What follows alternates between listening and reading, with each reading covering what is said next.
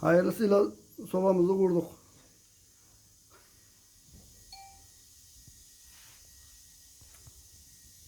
Allah izin verirse.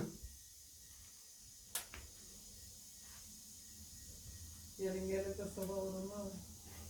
Aynen.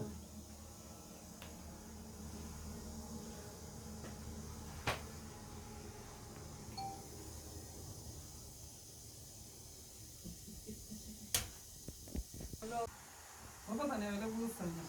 He. Hayırlı uğurlu olsun hanım. Sağ ol canım. Teşekkür ettik. Bir şey değil.